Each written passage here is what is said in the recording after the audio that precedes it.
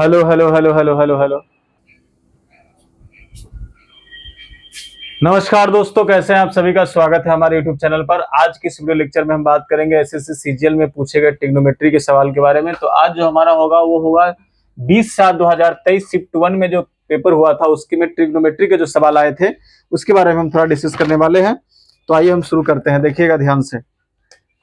ये क्या कह रहा है? कह रहा है कि साइन एक्स बराबर 3/10, साइन एक्स बराबर 3/10 है। तो कह रहा है कि then find the value of 10x plus cot x. 10x plus में कोट एक्स का मान आपको बताना है। ऑप्शन में लिख रहा हूं 100/100 में 3√91।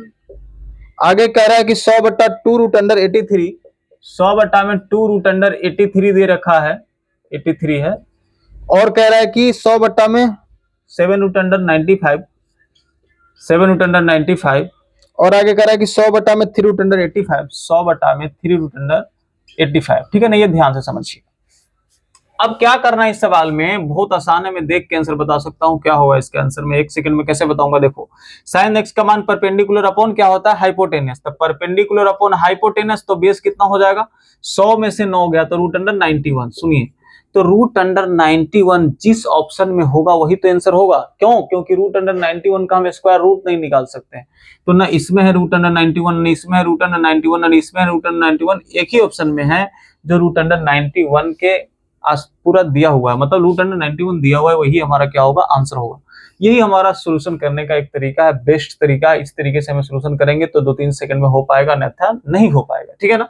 अगर हम डिटेल करेंगे तो क्या होगा? तो P/B और B/P। ठीक है ना, यही हमारे पास है। तो 10 का मतलब कोट का मतलब। ठीक है, 10 का मतलब क्या होगा? Perpendicular upon base. कोट का मतलब होगा बेस अपॉन परपेंडिकुलर। तो परपेंडिकुलर कितना है? 3, और बेस कितना है? √91। 3 में √91, और इसका उल्टा ये √91/3। तो इसका हम एलसीएम निकालेंगे, 3√91 हो जाएगा। यहाँ हो जाएगा आपके पास 3×3=9, अब प्लस में 91। क्यों? क्योंकि गुना करेंगे तो रूट खत्म हो जाएगा। तो 100/3√91। देखो अल्टीमेटली यही क्या हो जाएगा? आंसर आ जाएगा। क्लियर बात है ना, कोई दिक्कत इस बात में नहीं। अगले क्वेश्चन के बारे में हम डिस्कस थोड़ा सा करेंगे, आइए देखते हैं।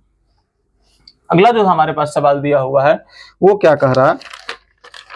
अगला सवाल कह रहा है क्या कि sec square 90 degree minus theta, minus में कोट स्क्वायर थीटा, माइनस में कोट स्क्वायर थीटा, बटा में क्या दिया हुआ है हमारे पास? करा कि 2 sine square 35 degree plus sine square 55 degree. 2 sine square 35 degree plus में साइन स्क्वायर 55 डिग्री का मान क्या होगा, समझना है ध्यान से।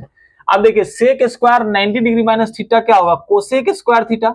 तो cosec square theta minus cot square theta क्या होगा? 1 होगा। तो ऊपर में जाएगा 1।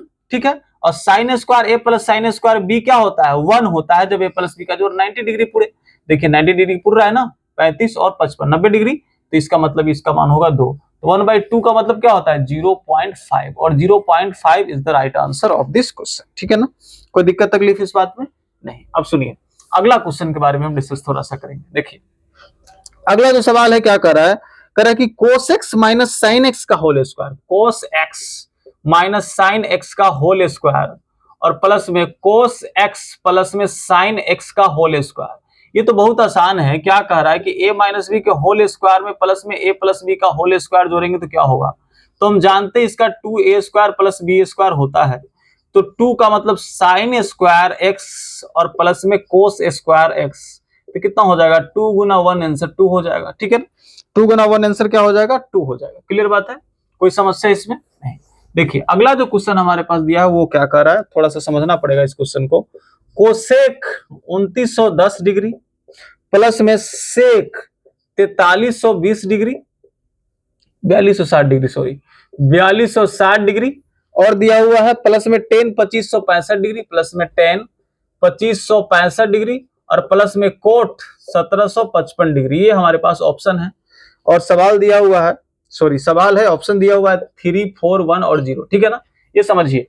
हम क्या देख रहे हैं यहाँ? 2910 डिग्री देख रहे हैं, 4260 डिग्री देख रहे हैं, 2565 डिग्री देख रहे हैं, 1755 डिग्री देख रहे हैं। ये देख के बहुत बच्चा क्या होता है? डर जाता है। डरने की जरूरत नहीं है। 2-3 बात मैं आपको समझाऊंगा, इसको सेकंडों में बना लो। कैसे? सबसे पहले बड़े बड़े डिग्री को तोड़ने के लिए हमको 2 टेबल याद होना चाहिए, एक 360 का टेबल, एक 720 का टेबल, ठीक है ना। 360 और 720 का टेबल हमें अच्छे से याद होना ही चाहिए। देखिए मैं 360 का टेबल लिखता हूँ, पहले 36 का टेबल आता है ना, 36 का टेबल लिख दो, उस पर 0 बिठा देंगे, है ना। चाहे 360 का टेबल भी लिख सकते हैं। 36 दूना 72, 36 तिहाई 108, 36 चौका 144, 36 पंचे 180, 36 छक्के 216, 36 सत्ते 252, 36 अट्ठे 36 अट्ठे कितना होगा 288, 36 नमा 324, 36 दाएं के 360। देखो लिख दिया ना।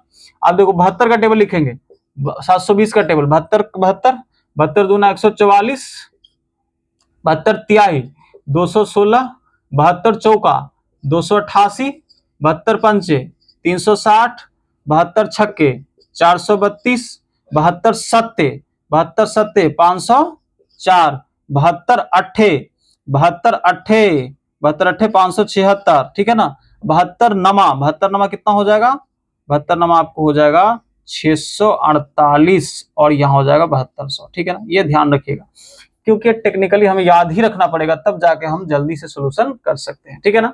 और एक बात और ध्यान रखना पड़ेगा कि ये पॉजिटिव एक्स एक्सिस होता है, यहाँ 180 गुना इवन नंबर आता है, ठीक है ना। और 360 गुना इवन करे चाहे ओड करे वो यहीं पे आएगा, 720 गुना इवन करे चाहे ओड करे वो यहीं पे आएगा, ठीक है ना। यानी कि अल्टीमेटली कहने का मतलब यह है कि चाहे 360 का टेबल पढ़ो या चाहे 720 का टेबल पढ़ो, 180 का मल्टीपल का कोई टेबल अगर पढ़ेंगे तो ये आपके पास यहीं पे आएगा। 360 का टेबल पढ़ो या 720 का टेबल पढ़ो, ये पॉजिटिव एक्स एक्सिस के पास ही आता है। 180 गुना इवन नंबर और 360 में इवन से गुना करो चाहे ओड से गुना करो, यहीं पे आएगा। क्यों आएगा? क्योंकि 360 को हम लिख सकते हैं 180 गुना 2, और 2 क्या इवन, तो इवन में इवन से गुना करेंगे तब भी इवन होगा, और इवन में ओड से गुना करेंगे तब भी इवन होगा। इसीलिए अल्टीमेटली 360 गुना इवन और ओड, अल्टीमेटली 360 गुना इवन और ओड 180 गुना इवन नंबर ही बन जाता है, इसीलिए ऐसा होता है, ठीक है ना। 720 गुना इवन और ओड अल्टीमेटली करेंगे 180 गुना 4, इसको लिखेंगे, और 4 में 4 क्या इवन, और इवन में इवन से गुना करेंगे तो भी इवन, और इवन में ओड से गुना करेंगे तो भी इवन होगा। इसीलिए 720 गुना इवन और ओड करेंगे तो अल्टीमेटली जाके बन जाएगा 180 गुना इवन ही नंबर आगे जाके, ठीक है ना। और 180 गुना इवन यहीं पे आता है, सारा पॉजिटिव एक्स एक्सिस पे आता है, इसीलिए ऐसा होता है, ठीक है ना। बात खत्म। देखिए तो 2910 डिग्री हमारे पास दिया, 4260 डिग्री दिया, 2565 डिग्री दिया और 1755 डिग्री दिया।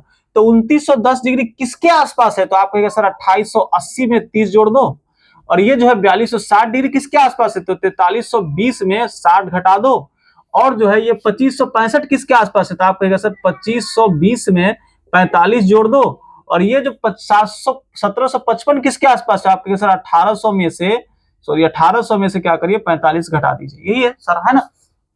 तो ये सब क्या है? पॉजिटिव एक्सेस पे ही तो आएगा, है ना। ये बात मन में करना है, लिखना नहीं इसको ज्यादा, ठीक है ना।